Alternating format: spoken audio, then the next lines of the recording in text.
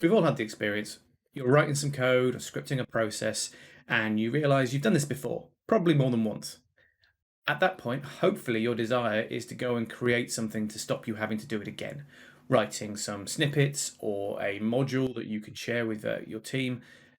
Well, in the infrastructure as code world, it's not really that much different. There's only so many ways you can deploy a virtual machine. And so, ideally, if you're going to be doing a process more than once, if you're going to be deploying a resource more than once, you'll reuse rather than repeating the code. And that's what we're going to talk about today. We're going to talk about how you can use infrastructure as code tools to build a library of modules and reusable resources that hopefully will help you not repeat yourself, but also hopefully help others in your team and your company to get the benefits of your knowledge. My name's Sam Cogan. I'm a solutions architect with a company called Willis Towers Watson, and I'm a Microsoft Azure MVP. I spend a lot of time doing infrastructure as code, and I'm quite lazy. So if I can write code once and reuse it again later, I'm absolutely going to do that. And so I've spent a lot of time working with building modules and reusable libraries to not only help myself, but to help others get to grips with building infrastructure as code and making their lives simpler. So let's dive a bit deeper into creating reusable modules using infrastructure as code and why you might want to do that. But the first and perhaps most obvious reason, you want to save yourself time. You want to stop repeating yourself. You want to stop writing the same code over and over again. And so you create a reusable copy of your code, and you've only got to write that once and hopefully amend some parameters or so on when you use it. And that's quite often the driving reason why somebody might want to start creating reusable infrastructure as code modules, particularly if you're working by yourself. But another benefit of this is the fact that you're going to promote consistency. If you were writing the same code over and over again, you're probably not actually writing the same code. It's going to be slightly different. And so you may find that you're deploying resources slightly differently. Maybe you've got some configuration settings that are different when on the first time you did it to the second. Maybe they don't make that much of an impact, but they're different. And over time, as you write it again and again, those things are going to change. If you use the same code, literally the same code, over and over again, you're going to get the same output. And that's going to make your resources a lot more consistent, hopefully prevent you making errors or doing things like leaving some security settings that you really want to be enabled off because you forgot to write about them on this particular time. So hopefully you'll get a lot more consistent and maybe even more secure resources when you deploy them using a reusable module. A lot of the time, you're going to find, though, that you're not working on your own, and there's other team members who are also working on the same infrastructure you're working with. And so by creating reusable modules, you can help these people as well. Firstly, you can help make things a lot less complex. Let's say you've got a way you want to deploy a virtual network, and you want everybody to use the same approach. And there's lots of different settings that need to be set up to make it the right approach. You need to set up certain network security groups, you need to set up certain route tables, all those sort of things. Getting everybody who's doing that to follow that approach is going to be really hard. And everyone's going to do things slightly differently, probably miss some things. And if they're new to the use of infrastructure of code, it might even make the job very daunting and difficult for them to get started with. So if we create some modules that can do that for them and make those modules so that they hide a lot of the complexity, it makes it a lot easier for people to get started with using the infrastructure as code and following your process. And it makes sure they're actually following what you want them to do every time. So you can use these modules to take a very complex set of infrastructure you want to deploy and hide it behind a much simpler interface that everyone can use. And alongside that, you can then use it to apply standards. And these just might be the way you like things done, but they might also actually be standards you've got from a corporate level or from a regulatory approach or to meet some sort of compliance, that you have to have resources deployed in a certain way. Again, if you don't have any reusable modules, then you're relying on people actually applying all those settings every time when they write their infrastructure as code. Whereas if you create a module that's got all of those standards baked in, first, it makes everybody else's life easier because they don't have to worry about that. But secondly, it ensures that you've actually got resources deployed and they're deployed in exactly the way you want with the appropriate settings that meet the standards you need. Finally, if you're working with lots of different people, it's quite likely you've got your own area of expertise. Maybe you're the networking person or the web app person. Um, but whatever it is, you can bake your expertise into a module and then let everybody else use that. So, if they're not familiar with networking, but they just need a virtual network to deploy their application into, then you can give them a module that's got all your expertise baked in, and they can just run that, and they get a really well configured and secure and compliant network that they can then use for the rest of their application. And so it's much easier for you to share your expertise rather than having to try and go and train that person up to understand what you're doing in that code, or at the very least write the documentation that they have to follow when they want to deploy a virtual network. If you can just give them a module and say run that, and you'll get all the infrastructure you need exactly as it needs to be configured. So we know why we want to create these reusable modules, but how do we actually go about doing it? And this is where it becomes much more dependent on the tooling you've chosen to write your infrastructure as code. Generally, you are bought into one language or another, and we've got listed here as some of the most common languages. There are obviously other ones, and they will have their own way of doing it as well, but I've tried to call out some of the most common ones.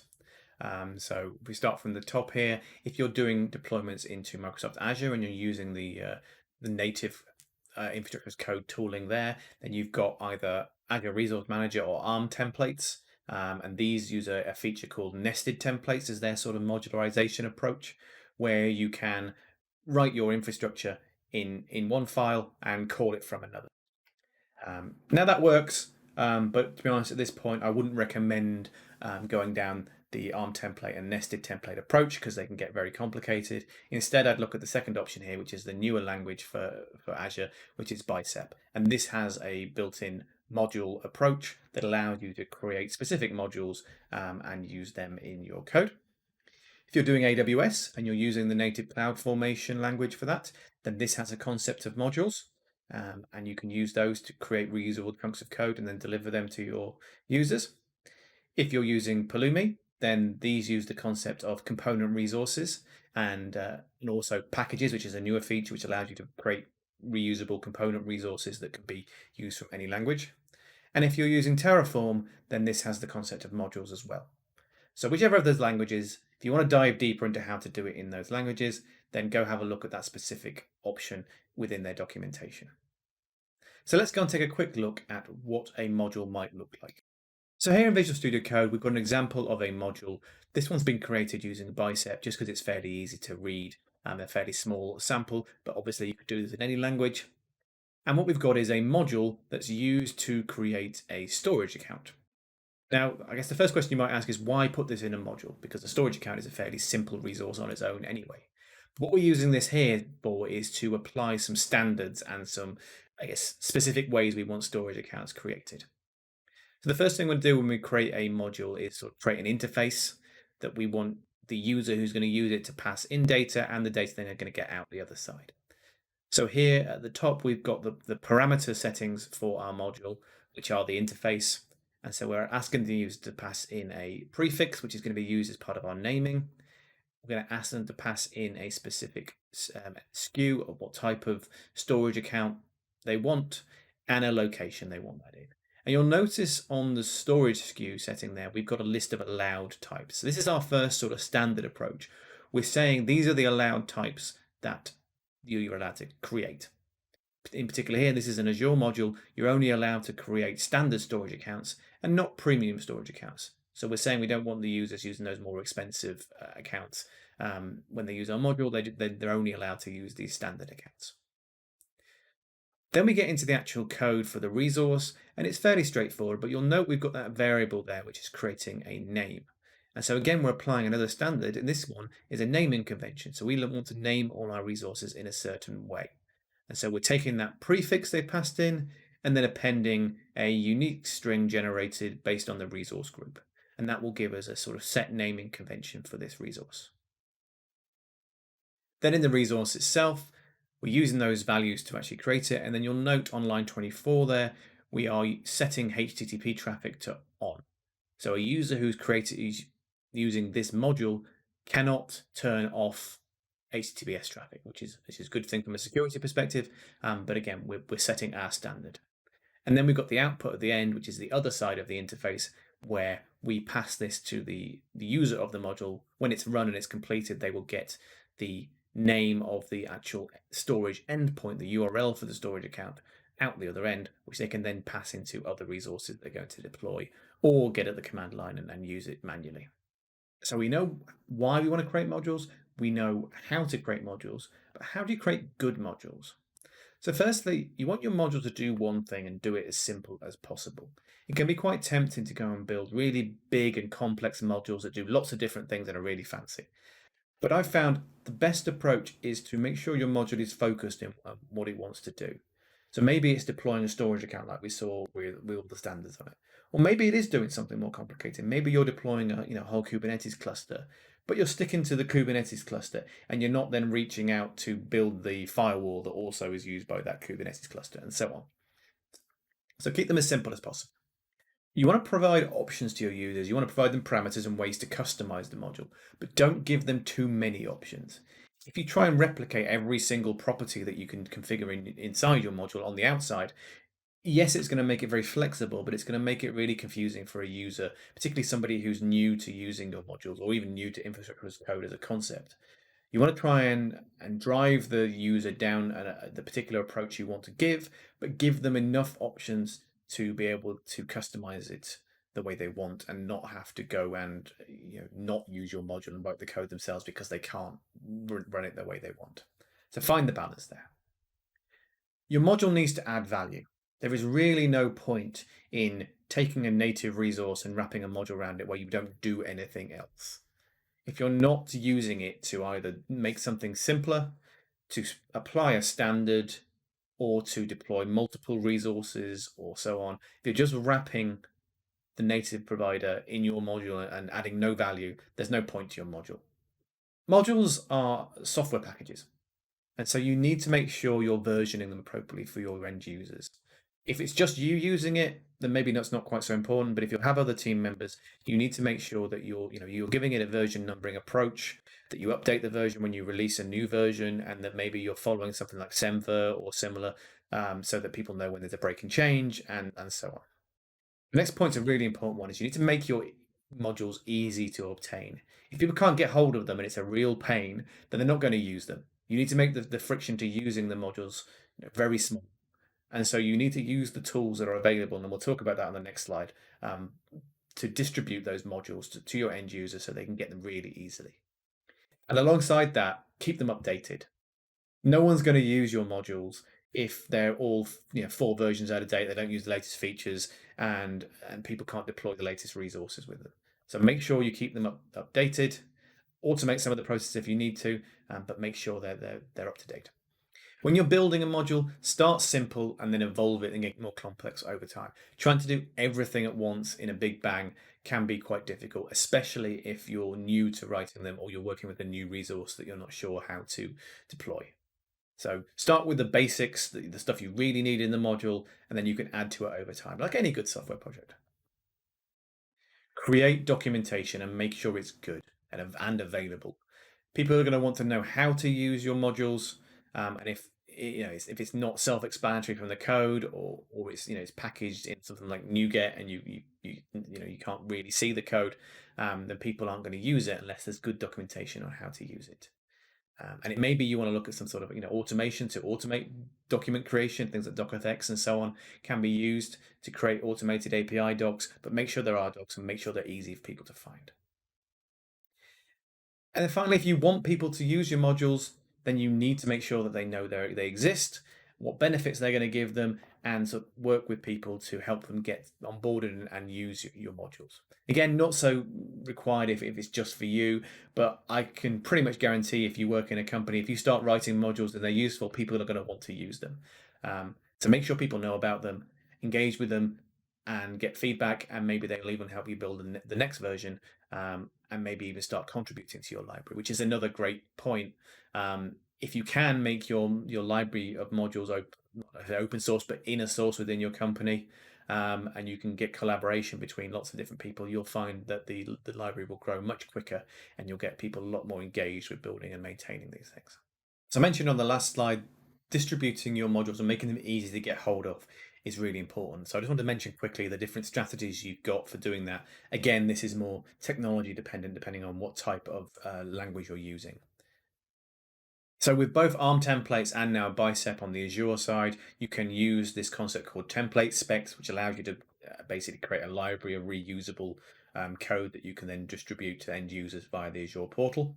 So that's one way of doing it. Or if you need to keep them sort of more closed source and within your company, you can put them into storage accounts and have people access those modules there, or even things like GitHub and so on. You can also use that as a storage place to get your modules, as long as it's accessible over HTTP. For CloudFormation, this comes with a CloudFormation registry that you can use to store your modules and distribute them to users. With Pulumi, because you're writing actual code there, you're writing C# or Node or Python, you can use the native delivery mechanisms there like NuGet, npm, PyPy, all those sort of things. And then with Terraform, you've got a couple of options. You can actually just use Git and reference modules directly in Git.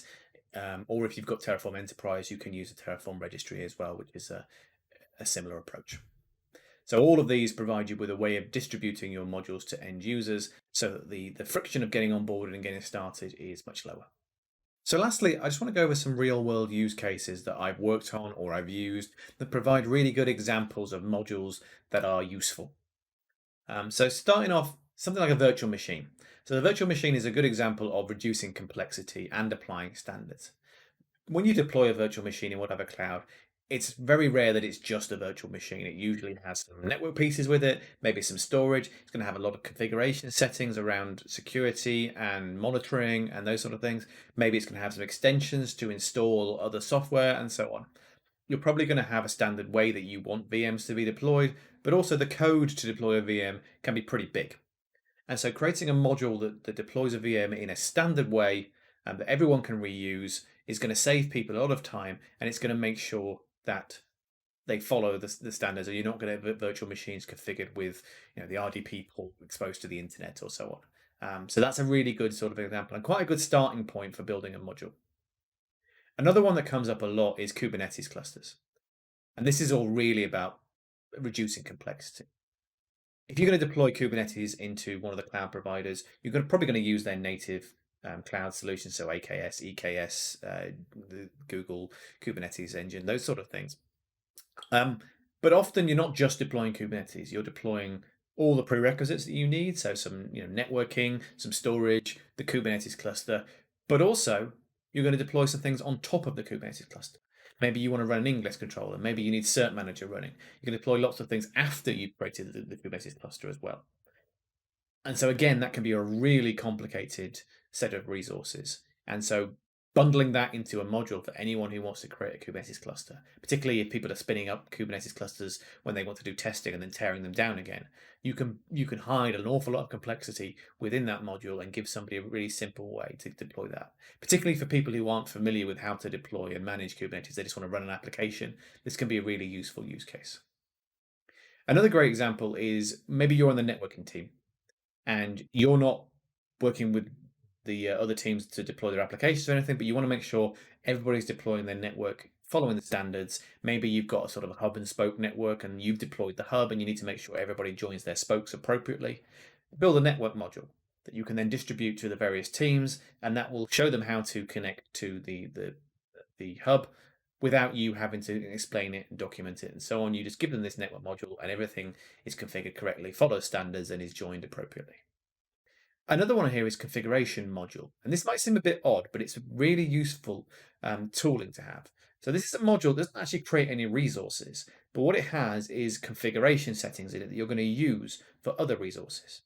It's really common within companies to have a lot of different configuration options that are unique to your company. So things like maybe external IP addresses, naming conventions, those sort of things where people need to remember to make sure they use those within their resources.